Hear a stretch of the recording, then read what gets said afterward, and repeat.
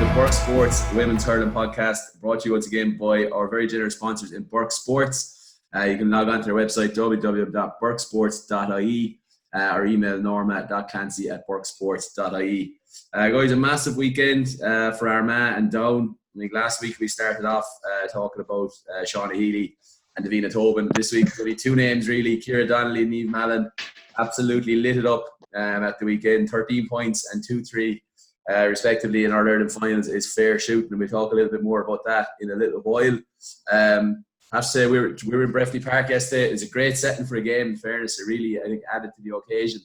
I don't think it took away from the games at all, not being in Croker Park. It was two rip-roaring contests. Dave, you were turned away at the gate. They'd already signed someone else in as David Reedy. So we don't have too many followers in the upper echelons of the Camogie Association. They hadn't a clue who he was. I got in eventually though, I got in. Eventually. So you're not as big a deal as you think, as you make out, I suppose. Probably what we're saying, really. I know. He was recognised in the hotel after by some lads in the market and made up for it. He was delighted with himself. So, other big things, I suppose, referees, I suppose, came out quite positively over the weekend as well. There's a lot of people commenting on Twitter. I think, generally speaking, they let the game go and contributed to the overall spectacle, which was great. The intermediate game in particular was a very physical game, which definitely added to the spectacle. Other camogie news, Waterford are on the hunt for a manager. Fergal O'Brien and Dan Shanahan have stepped down after a year in charge, so that'll be an interesting job. Waterford have been in the quarter-final for the last 3 years, so I suppose they'll definitely be looking for probably a high-profile name to drive it on and break into the top four. Other counties on the hunt are Limerick and Dublin at the moment as well, so it's very much open season in managerial posts in camogie. So we'll drive on and have a look at the action. We'll start off with the junior final on Saturday, which is Armagh versus Cavan. Absolute belter of a game. The Cavan got off to a rip-roaring start, and the old dreaded water break. They must have downloaded the same water break app that the Limerick hurlers have, that nobody else has, obviously. And they drove on. They drove on well after that, Armagh did. Sarah, you were there with RTE. We were slumming it over in the windowless box. You were over with Marty, having the crack. 2 women's hurling mentions in the first 15 minutes as well, which is job well done. Sarah. Well done, in fairness to you. Yeah, fair play. Look, what do you think of the game? You had the bird's eye view of it, I suppose. What are your thoughts on it? The high scoring that we talked about in the previous games was present again yesterday. 19 points to 3-7, 3 great goals.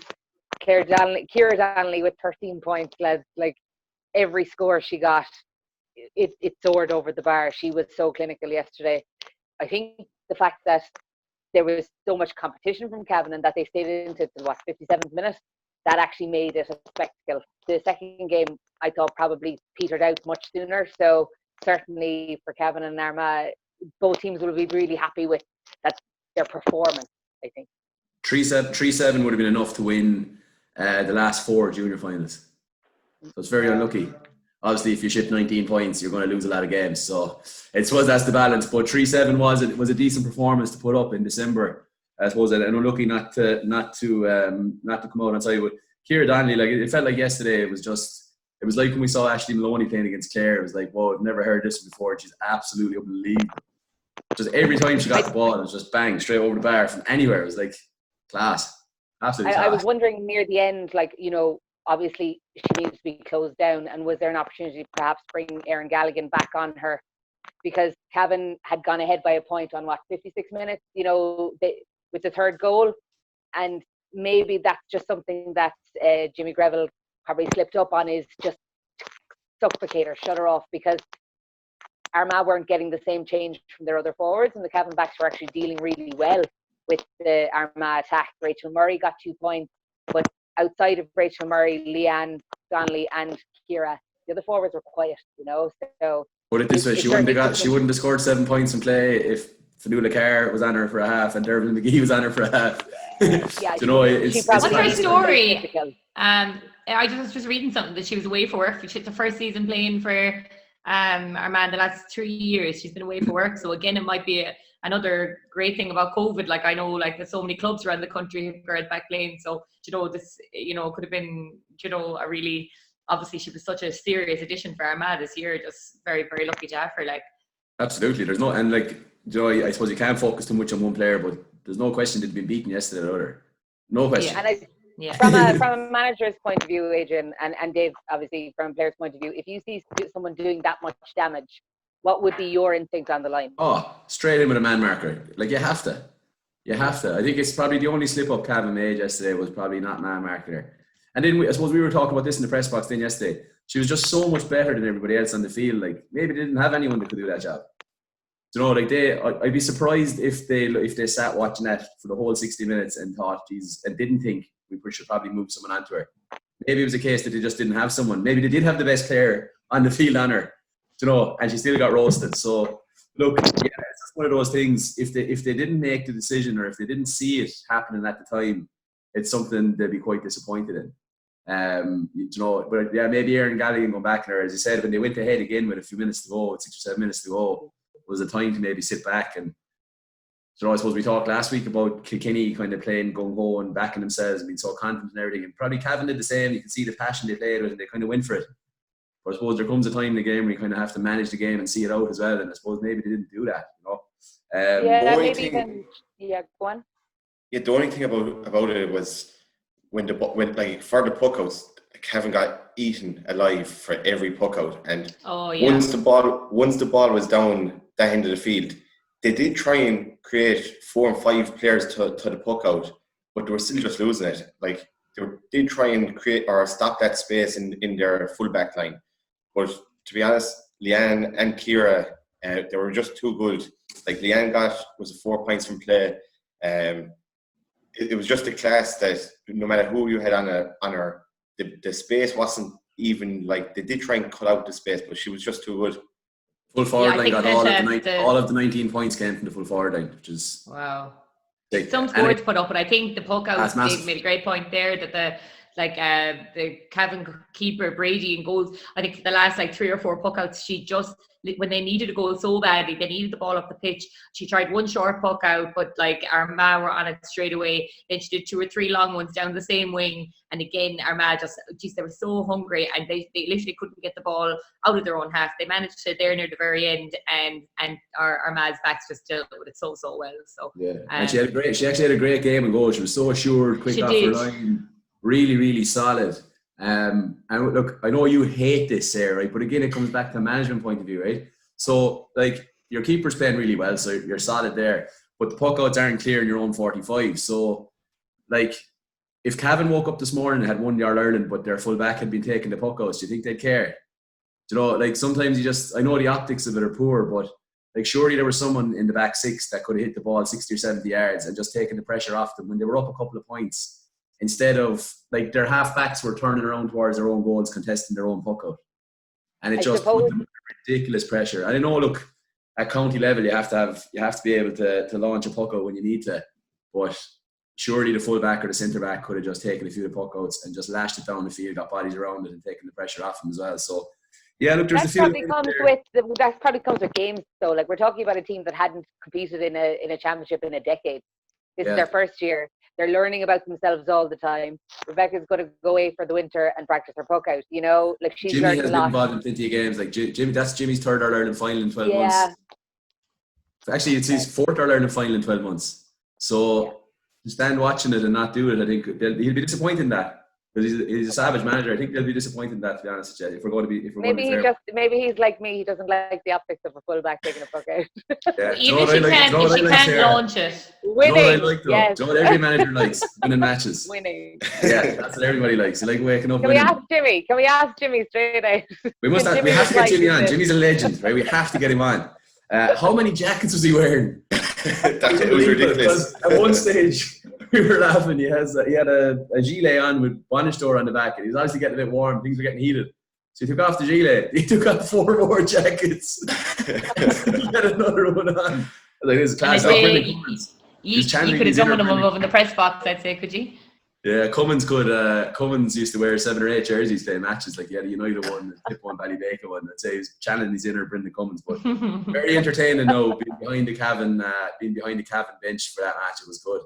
It was a bit of crack in fairness. Look, I suppose for Cavan, one thing about that though, what was great to see was all the subs, all your panel members at the game. like you could see that there was a couple of extra subs at the game.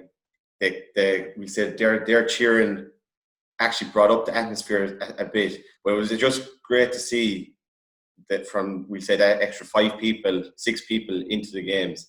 It was fantastic, and it wasn't the Orla Murray's speech after, like it just showed how much it meant to Armagh and to her and the whole team, how emotional she got, and had to pass over the mic to Rachel Murray as well. No, it really added to the atmosphere. Really added to the atmosphere of the game. Watching it from home, I said it. We were watching it here, and I was like, Jesus, it actually sounds like a normal crowd at a normal camogie match, which was great. Like, you know, so having the girls, as you said, David, the subs, like definitely helped with the atmosphere. It sounded really good on television and looked really good on television. More importantly, the quality. Both teams were well up for it. Like both managers were well up for it. There was 2 teams that really went for it. It was a cracking game. Like I have to say, hats off to both teams. Absolutely superb game. I think on the Cavan side, Roisin O'Keefe was very good centre forward. Orla Smith in the corner maybe didn't get enough supply, but every time she got it, she looked very dangerous as well. Were really good. So look, I suppose a lot to build on. It'll be interesting if Armagh can keep the Donnellys at home. I suppose they could be very competitive in junior or in intermediate next year if they try and go up. I think nobody's really clarified after that. There is no automatic promotion if you want to assume we're right. But I do think there is an option there for teams to ask to be promoted if they feel they could compete at the higher level after winning. So that'd be very interesting to see. I have played a match. I think Armagh for the future as well. Sorry, last point. I will stop talking then for a little while. That Armagh did get to use 5 subs there as well. They were really, really strong panel. So like it really, I think will stand to them winning a game like that. And I suppose it's yet to be seen what the stories with promotion and all that. But, you know, they really do have a really strong side. Like, and again, on the other side of things, hats off to Cavan. Like, you know, as Sarah said, the first time in 10 years and performing together as a county side, and they did not look like that. And I suppose Jimmy Greville has a lot to say for that as well. Some story, it's probably the story of the year. He's definitely in line for Women's Hurling Manager of the Year, which is another award we just added there. But he definitely is. Like, it's, you know, I think it's unbelievable what they've done. I know there's a friend of mine, Mark Hayes, living up in Cavan, and he was trying to get kind of camogie up and running there a few years ago. He was managing the county team, managing the minor team, and they were struggling, but they put an awful lot of work into developing clubs. They did it the right way. They built it from the bottom up, and look, they had a very strong young panel. So I'm sure, depending on what division they go into next year, I wonder will they fancy a shot after Premier Junior regardless. You know, I think you get the impression off them that they're too ambitious to go back into the Nancy Murray, which they realistically probably win at a canter again next year. So hopefully they will go into the Premier Junior and have a cut off it and be good for their development as well. Player of the match, I suppose there's no point even going through this, is there? Like Ciara Donnelly, just on a different stratosphere to everybody else. Yeah. Top class. So well done, Ciara. So the second game then, I don't know, maybe was there since an air of inevitability around this? It just felt like Down were in complete control for the whole game, really, Davey, didn't it? I think both benches were kind of quieter as well or something. It wasn't quite the same atmosphere, but a really good physical game. Yeah, to be honest, I probably disagree that, like, we were chatting in the stands that it was a 50-50 game at the start, like the first up to half time even, like it was able and flowing, and it was like teams were getting on top. Antrim got the goal at the start, and it wasn't until the second half that Down kind of showed their class, like they were potentially going to explode all the way through the first half, and then in the second half they just got on top. And like their inside line, they're moving from to treat them inside line was fantastic. When the ball went in there, it was very, very dangerous. Again, Niamh Mellon and Saoirse McCartan, 2 savage players, like the best skill that you'll ever see. It's someone that was flicks touches that no senior team would nearly be able to do. But Down, like they were well on top in the second half, and they kind of ran out easy winners then. I just kind of felt watching it that like Antrim had to work really hard to get a score, and I just felt like Down were just in complete control of the game, even though it was tight on the scoreboard. That was just the kind of the feeling you get off it. Down set up really well, I think, and they got their matchups right eventually. They played 2 inside. Malin played on the edge of the D, and anytime they didn't have possession, they just dropped the player back. So they kept it really compact at the back. They kept their 6 inside the 45 and dropped an extra player back. So they often had 7 bodies inside the 45. I suppose Antrim struggled a little bit. Malin was very tightly marked at the start. You could see, obviously, that they're singled out for attention, of course. Why wouldn't they? I thought Lauren Clark was excellent. Like when Malin was being bottled up, she got into the space. Her first touch was superb. I think it was her first year on the panel as well. Seamus was telling us, the Antrim PRO. And Sarah Louise Carr as well, I thought, just had a monster first half. I suppose that's the danger when you focus on getting a couple of bodies around a player like Niamh Malin, is that you're going to leave that space for the other players to exploit. Niamh Kelly had a savage first half for Antrim. Possibly they might have got the matchup right there, or you could argue they got the matchup wrong. You could argue they might have got it right as well, because Fionnuala Carr dished out a bit of punishment early doors. I think so. Maybe they knew exactly what they were doing, putting the experienced player on the youngster, picked up her yellow, and then they switched out Dervin McGee onto her. And that was just textbook man marking, Davy. We were laughing at it. It was like, I'm not sure if Dervin McGee knew there was a ball involved for most of the second half. It was beautiful. It was a thing of beauty to watch. It was just bang, nullified her. Absolutely class. It was just superb to watch. No, she was savage. Like, and it was like a typical tight cornerback or fullback. Like, even when the ball was out of play, like, she had no interest. She knew what she had one job to do, and she was marking her tightly. Like, and because Maeve was so influential for Antrim in the first half, like, they got that superb, like, tactically very, very right. And Dervla, once she went on Maeve, she curved that exposure. Definitely. And Maeve Kelly's goal in the first half was excellent as well. Or in the second half.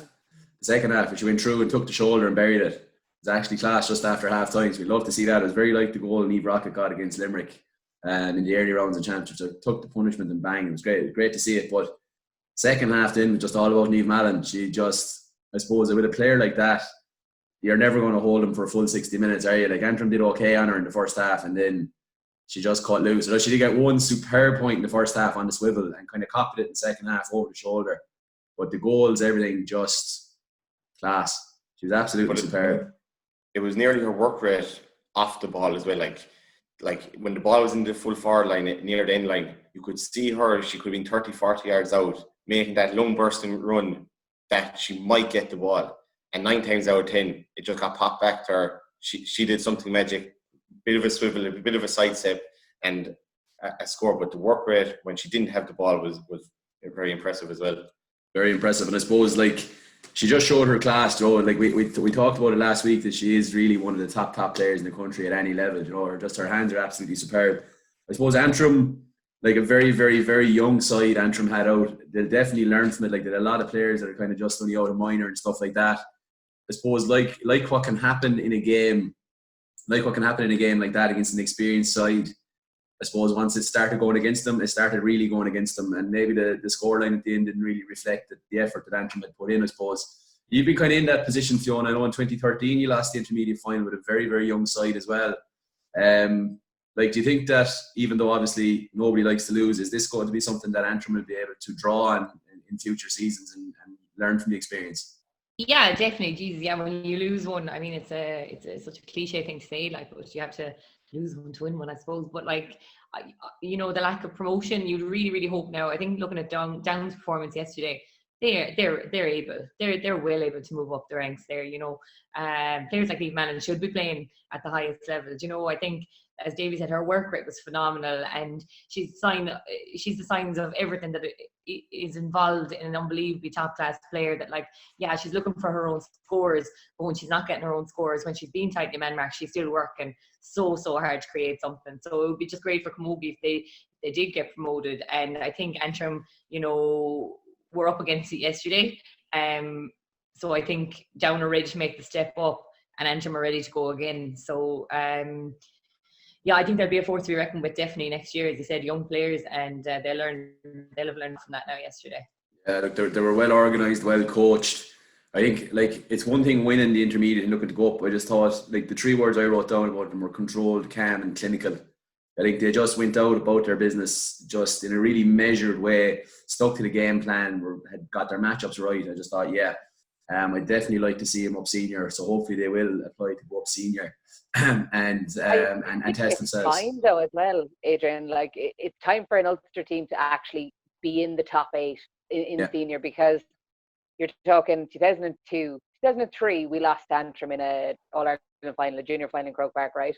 2004, we beat Down in All-Ireland final obviously Down came back and have been consistent year on year. Antrim probably fell away. But like, we're talking a gap of 20 years where they were very dominant and always showing up, and yet they've never made that gap to seniors, or that bridge that gap to seniors. So Ulster teams need to start showing up in the senior grade, even if they're not competing in the top 6. But like Meath, like Waterford, like, get it, like, take your chance, see how far you can get. And that's what Down need to do, is actually go up and really commit to it for 2 or 3 years, so that they become a team that everyone recognises in the senior championship, and not just be happy to stay in Meath. No, and other club sides being so strong as well, you know what I mean? They're such a great I heard the interview, I was laughing with Niamh Mellon afterwards. Oh my God, the passion she shows for camogie, and it's just such a novel situation in that, like, what's she saying, her little peninsula, there's 3, it's hurling, and like three clubs within 2.5 miles. I think I was listening to Graham Clark on the Brian Carroll podcast the other night. So 3 clubs in the yards within 2.5 miles. Yeah, so it's mad, isn't it? It's the passion they have for it, like, and you know, clubs are so strong up in the north now. And we were talking about it off air, how that not having the second teams involved this year again because of COVID just allowed, like, I think even, which club was it, the team announcement for Antrim, or was it Antrim, was unbelievable. The social media announcement. Oh yeah, it was class. It was deadly. Yeah, the video and stuff was deadly. They put huge promotion into it. It's class, like. And I suppose we spoke, I don't know, a good while back about Down. Like, Down put a team into Division 3 of the league this year as well, and we're competing in the Ulster Intermediate, or in the Ulster Intermediate final, I think, or junior final there a few weeks ago and stuff. So, like, they're definitely going about it the right way. You know, there's no two ways about it. They certainly are.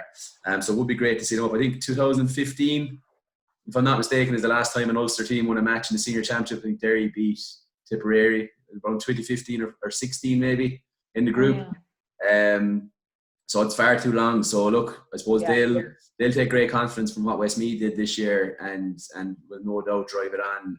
How great for the young girls of the north as well, looking at those and coming up to Christmas, like, you know, perfect time to be asking for jerseys, and you know, they're seeing stars. They're going to know names after this weekend, which is the most important. Oh, jersey is slick as well. Unbelievable. Send us up one. Class, very nice. Okay.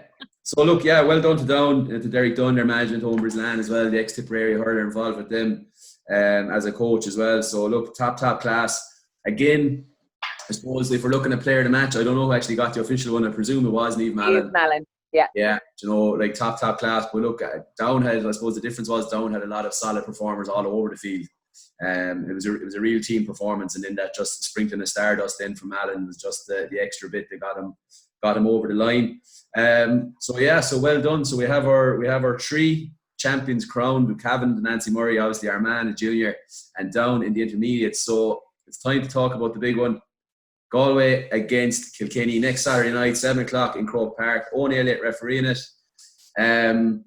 It's only their 3rd ever meeting in a final, which I was actually blown away by. Going back through the finals there. That's if Wikipedia is correct, of course. Just want to underline that. They met in 2013 and 2019. Of course, anyone will know Galway won the 2 of them. And it's Kilkenny's 7th final appearance in 8 years, which is a phenomenal level of consistency. With just the 1 win on the board. So they'll obviously be hoping to go 2-5 and not 1-6, which will be fairly catastrophic. Fiona, we'll start with you. You saw both semi-finals. Who do you think would be the happier camp coming in based on what we saw that day down in Cork? Yeah, 2 very different semi-finals. Kilkenny would definitely be delighted after their semi-final performance against Cork. I suppose Cork really put it up to Galway, as we saw in the league in the round robin stages of it. And then I think Kilkenny just really, they, as we said in the last podcast, like, they didn't change their style. They didn't man mark anyone. They didn't adapt. They just played their hurling, and they did it so well. And they were just delighted afterwards. The emotion, I mean, there were some really good photographs afterwards, capturing their emotion. So I think they'll be the happier of the 2. Galway then on the opposite side, there was no real flair shown from Galway, but they were so clinical. They executed the job very well. They got it done. Against what we said all year, we're an absolutely unbelievably good Tipperary side. So we can't take away anything from them. Like, I suppose I would have expected Galway to win by more, but at the same time, Tip despite missing all the players we've mentioned, put in a really good performance as well. So I suppose Galway were clinical. Kilkenny will definitely be happier, I think, of the two. Yeah, I don't know if any of you saw the interview Davina Tobin did with Dara Croker today in The Independent. It was really interesting. I think it gave a real insight into the mood and the culture in the Kilkenny camp at the moment. She was just saying they were really full of confidence, and that they felt that the management trusted them to go one-on-one against Cork has given them a huge confidence boost. And that basically even after they conceded the early scores, they never deviated from the game plan. They believed completely in themselves. I suppose there's great credit due to Brian as the manager and Tommy as the coach, that they've instilled this belief in the team, that even when things aren't going well, or if they get off that poor start, that they really believe in themselves. I suppose, David, you were looking at this from Brian Dowling's perspective. Does Davina's interview give us an insight into how Kilkenny are going to set up next Saturday night, and who do you think are the key matchups for them? I suppose importantly, who gets the roles, who gets to do them? That's the key one. Yeah, no, most definitely. And again, I've probably been a small bit dismissive of Kilkenny, but David, you've been more than a little bit dismissive. but from their performance against Cork, that's just kind of turned the screw completely. I'm completely for Kilkenny now. One down the board, maybe even their fundraiser, but that's exactly it. Her interview just shows that the team spirit, what they're about in the camp, how much they believe in themselves, believe in the management, and believe in any game plan that they go out. And the fact that they went 1-3 down, it just it tested their character even more, and they pulled through that test with flying colours. So going into that final, it's a savage way of coming into it. You're going to be bouncing off the ground. You're going into training. You're itching. It's going to be a fantastic game. You would imagine that they're going to do something similar. They're going to back themselves, back the individual battles, and if they win more than 9 or 10 individual battles, they'll probably win the game.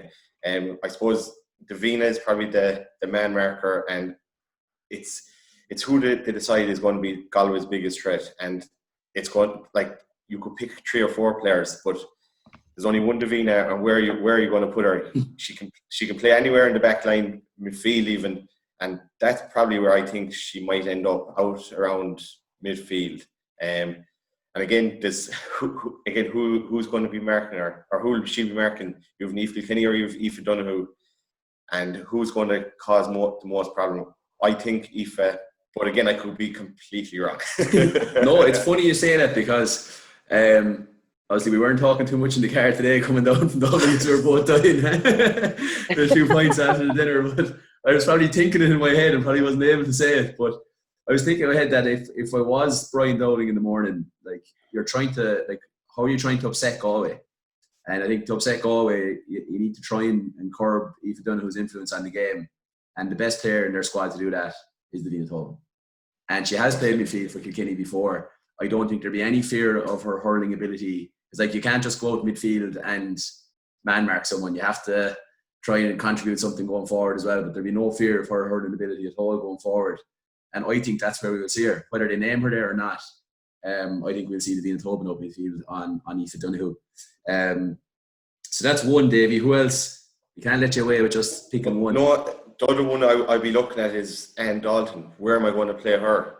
And again, I would imagine she'll play centre forward, but kind of given a license and go and do what you want. Get in, do the right runs. So she's probably going to play across that half-forward line, even pushing out to midfield at times. And between herself and Denise Gall, Kilkenny tick when they're playing well, and that's who you want to be playing well. Denise will probably be wing forward again, and she's such a key player. Even for puck outs, winning that dirty ball, and then scoring. We were talking about it last day. I think she had 7 or 8 points, but it was the work rate she did around them points to get the frees herself, to lay off ball. And especially when I think she had 4 wides in the first 15 minutes of the game as well. And to come back from that, it's just another test of character, not only for her, but for the team, that it didn't bother them. And that's going to be another one. Megan Farrell then, centre back. again had a fantastic game that last on Orla Cronin. And again, you would want her to be dominating that centre field kind of position, and even not only defending but launching attacks, getting the ball into the inside line. Galway tend to play a bit more traditional than what Cork do, so like you'd probably see Megan doing a bit more defending, I suppose, inside her own half than maybe Cork tried to drag her out a little bit. And I don't think Galway really set up that way. They kind of tend to play their 6 forwards and that's it. But it'd be very interesting, as you say, if Anne Dalton goes in centre forward, she's going in on one of the form players of the championship, Siobhan Gardner. That would be a fairly crucial battle. I think whoever comes out on top of there is going to have a key influence and a massive say in the game. But I suppose, Sarah, you kind of had a look at it as well then from Cathal Murray's point of view. And I know we've touched on some of the Kilkenny key players there already, and I'm sure a couple of those names are the ones that you will have on your list here as well. But if you're sitting down for the week in the Galway camp now, like who are the 2 or 3 players from Kilkenny that you're thinking, if we can get on top here, we're going to be halfway home? Yeah, look, I think you're looking at 3 players obviously for Kilkenny to cut off, as you're talking about. You're looking at Anne Dalton, you're looking at Denise Ball, and you're looking at Miriam Walsh in full forward, because her goal ultimately was different between Cork and Kilkenny. So Sarah Dervin, Miriam Walsh, it's just going to be a titanic tussle on the square. The end. Like there's nothing to do. Both of them are going to go in there with the job to do. Sarah's not going to look for protection. Miriam's not going to look for support. They're just going to take each other on. A half back line, then you're looking at Denise. Obviously, Denise was really effective in the second half aerially. Like the ball she caught in the second half from the puck out was insane. So have we seen enough physicality from Tara Kenny or Emma Hellebert to suggest either of them would be able to go toe to toe with her, or should I say hand to hand, in terms of contesting that ball? No. So I would say that Galway might actually have one up and one down for the breaking ball. So in this instance, and this is probably what I'm thinking, is that if they decide to play Niamh Kilkenny midfield and she's allowed to go up and down, I would say that maybe Aoife will be the player tasked with sitting in front of Denise, having either Tara or Emma behind Denise, batting the ball down, then Aoife on the breaking ball and moving it up the field. Because that's, I think, something that they will have to do. I genuinely don't think Galway have a half-back strong enough to actually take her on her own. But 2 players... I was just about to say, I thought that maybe Kilkenny wouldn't play Denise Gall in the half-forward line because Galway's half-back line has been their platform all year. So that's interesting. Sarah, your player of the year was Emma Hillibert. Yeah, Emma, you had Emma Hillibert as your player of the year, but no, she's not good enough to mark Denise Gall. Well, under a puck out, like it's all well and good to take a handy pass and your distribution is really good. But let's be honest, in the second half, the last day, Denise lorded it from under a puck out. Can we confidently say that they'd be comfortable on their own going up against her? I don't think they would be. But that's what I'm saying. You have Aoife on a breaking ball coming down and sweeping the ball away from her. Then it's easy to go up against her with somebody like that coming down. You could see Gall in midfield as well, of course. It would be an interesting one, but like I suppose, she's going to have a huge battle in her hands, like against Tara Kenny or Emma Hellebert. I think two of the best halfbacks in the game. They might try and play her midfield to just get her on a bit more ball, just let her out around the middle third. But it'd be interesting to see, because basically what we've done there now is we've just picked a completely different Kilkenny midfield and what they'll find out with all year. So, I suppose we're probably overthinking this a little bit. But obviously, we'd have nothing to talk about if we didn't overthink it. But I'm just saying in terms of scoring, same 15 again and just go for it. Yeah, but in terms of scoring, like you need Denise Gall within scoring range, and her scoring range she didn't find until she went inside the 40 the last day. So you can't have her that far back the field, because Aoife Nolan, as good as she was in winning possession, wasn't confident popping the ball over the bar. So you can't leave that work to somebody who doesn't have as much experience. I think it'd be naive of Kilkenny to put Gall away from the goal. Yeah. So that'll be a key matchup then for Cathal to get right, is who picks up Gall.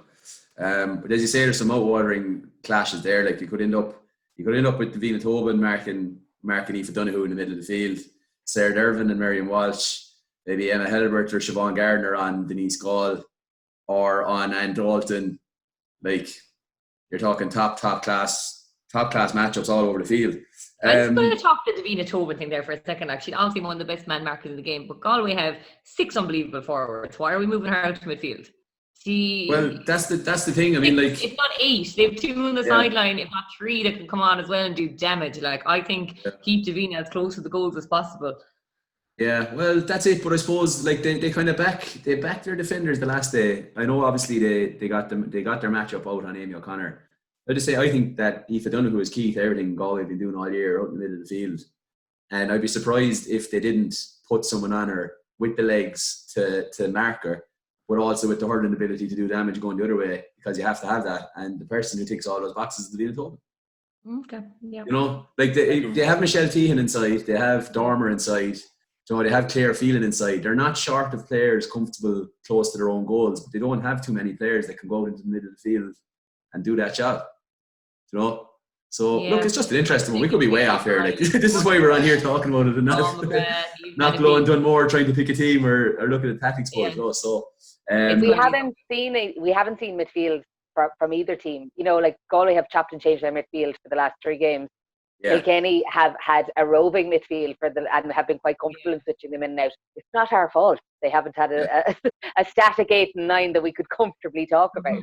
Yeah, no, that's true. Yeah, look, and you know what? It probably is likely to be Aoife Donoghue and Eve Kilkenny. Realistically, I suppose that's probably it.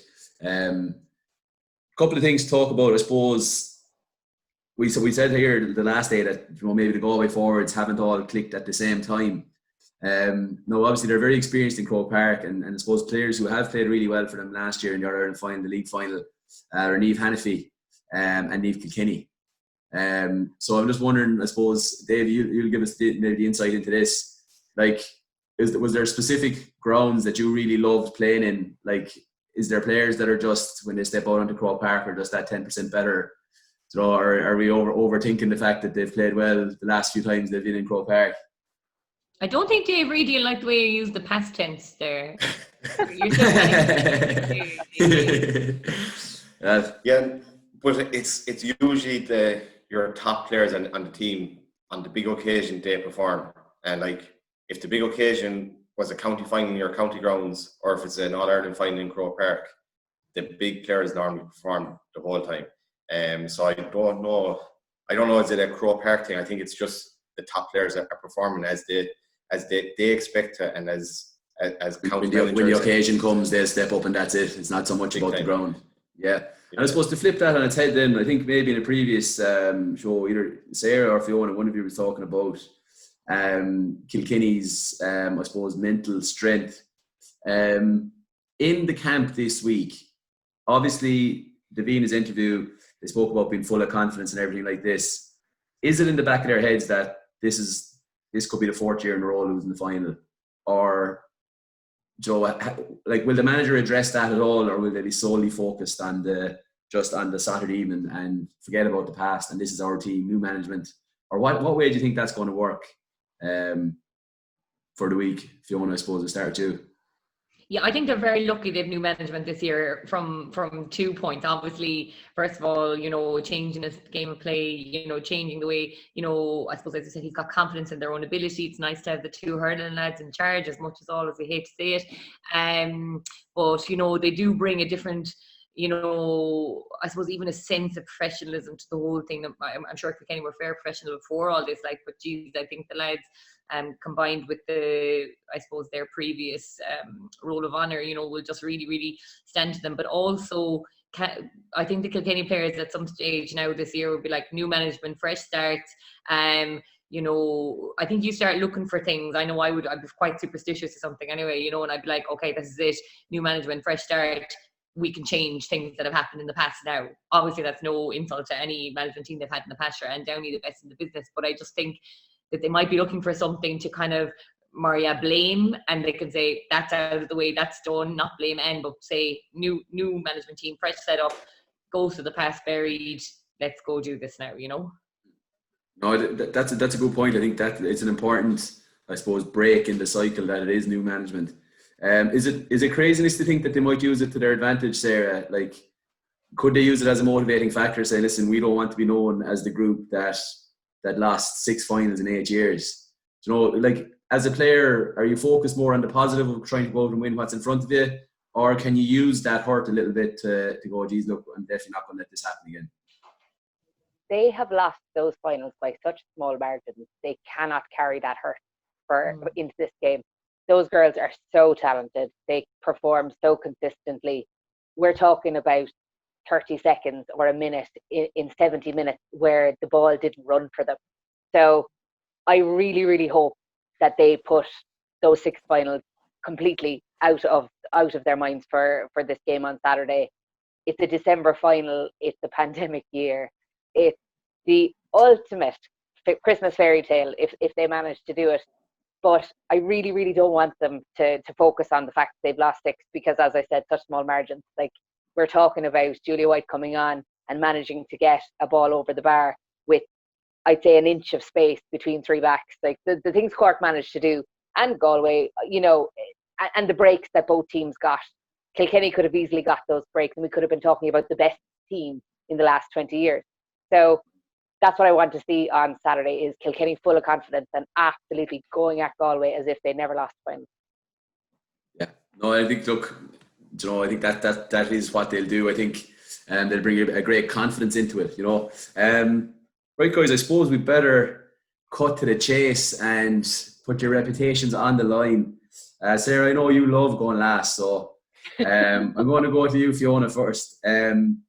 Look, it's a massive game. I suppose it's a game everybody wanted. I remember last year walking out of Croker Park with yourself and the Sports Talk lads, and just everybody was raving about the quality of the game, how good the 2 teams were. I suppose the neutral observer, everybody wanted this final again, just to see them going at each other again.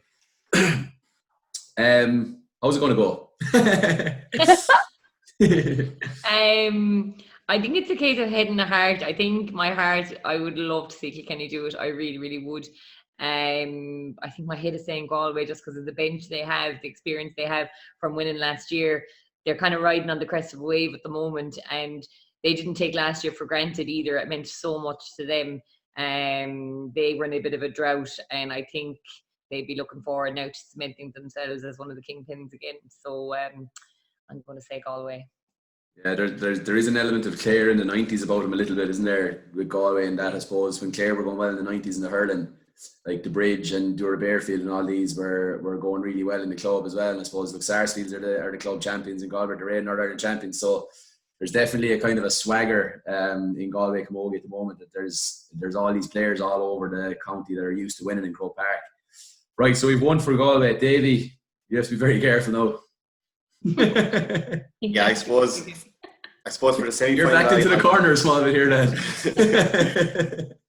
Yeah, I give Kilkenny no chance in the semi-final. I do give them a chance in the final. As I said, I've came to the full circle, but ultimately they want to lose by 2 points.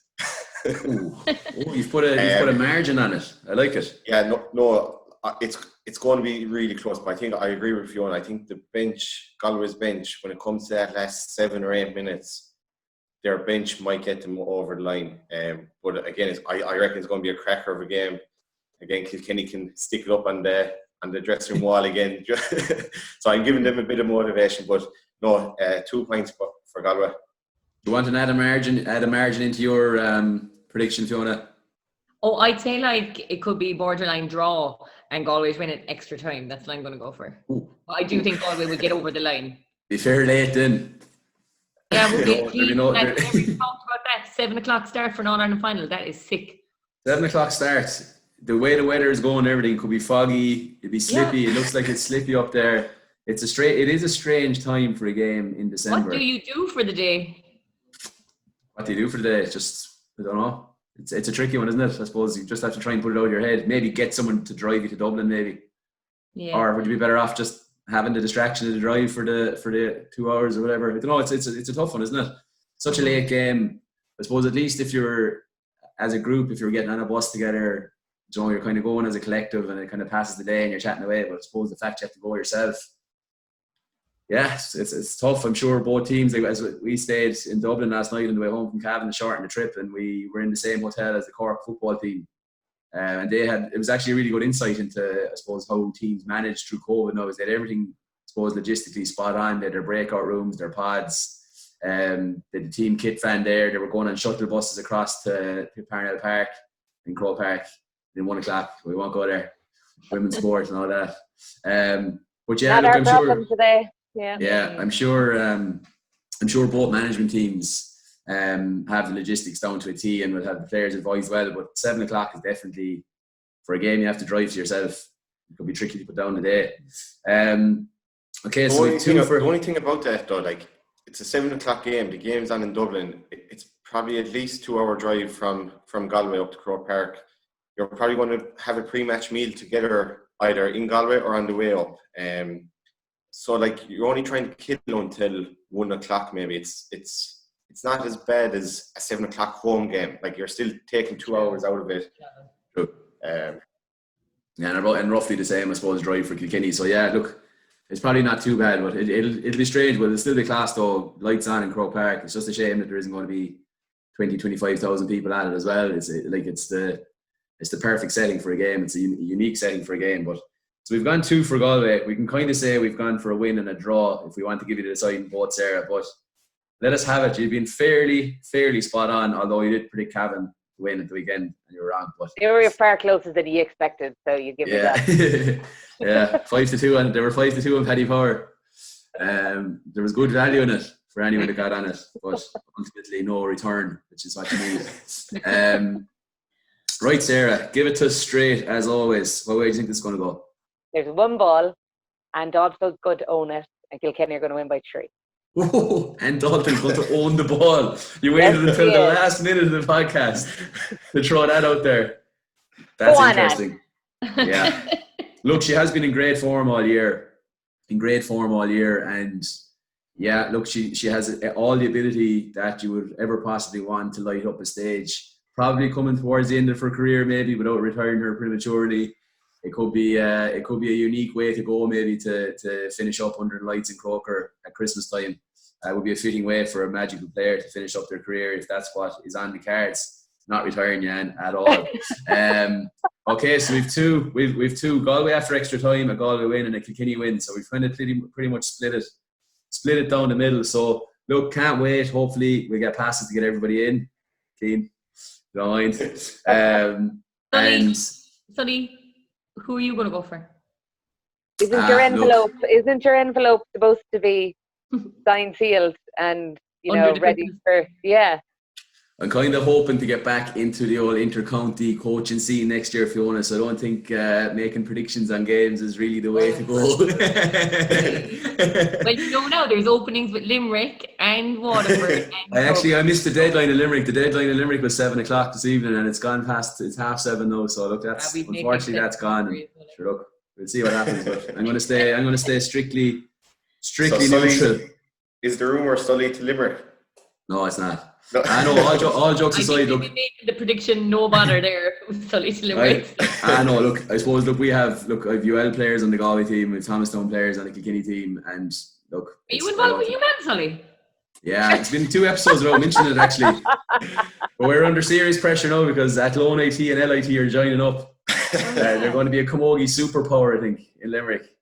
Is what we're hearing. So we might even be number 1 in Limerick this time next year. Never mind number 1 in the country. But I know, look, I hope that everyone that's involved, all the Thomastown girls and all the UL girls go that's well. Fair enough. Well you stay on the fence there, no problem. I'll stay strictly on the fence for the moment. So we're just hoping that everybody plays well and that everybody enjoys the day. That's all we're saying. They're all great girls. You're not going to have the back training or anything, are you? You're not going to have the UL girls back training Sunday morning?